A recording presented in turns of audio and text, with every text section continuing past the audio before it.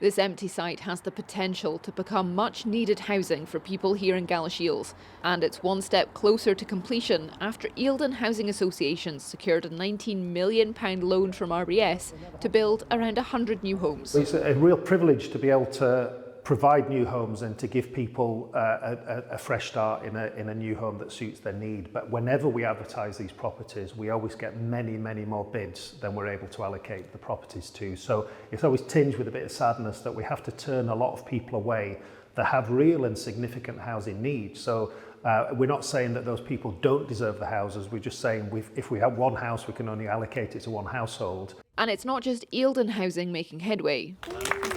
Scottish Borders Housing Association unveiled 12 much-needed new houses in Hawick, with tenants just weeks away from moving in. But they're also seeing high levels of demand. For these homes alone, 12 homes, we had 250 bids.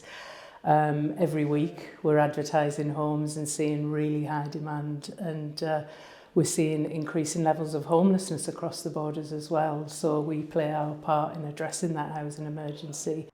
Scottish Borders Council is doing what they can to address the housing emergency. We're ready to support RSLs into kind of bringing more homes into the borders, especially those that can meet the needs of people in the community. While finished homes and new contracts are good news, it's not enough to address current pressures on the whole housing market. I was homeless for 8 months. I lived with friends, with my parents, and then I eventually got the house that I'm in, which I'm grateful for, but I definitely think there is more to be done. Important for people that are homeless, yeah, very important. It's not just the fact that it's not enough housing, it's the fact is that if it's actually up to scratch. Because there's a lot of folk got houses and they can't afford to pay their rents, sort of style again. One rents and the other one's in process of buying, so but no, we've been very lucky, they're all fine. I have 3 daughters, 2 of them are in rented accommodation, and since the new laws have come in, the new regulations, private renting is very difficult to find. I was on the waiting list for about a couple of years, but then that was my choice. But yeah, I found them okay. I'm using a 3-bedroom house where a family could be using.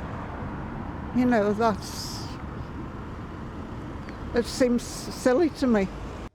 Housing associations naturally plan for the future and know it will take time to tackle the housing crisis. It's been a long time in the making, the housing shortages that we've got, and it'll take a long time for us to erode those gaps that we have. So 100 homes through this funding is a good start, but it's something that we need to build on.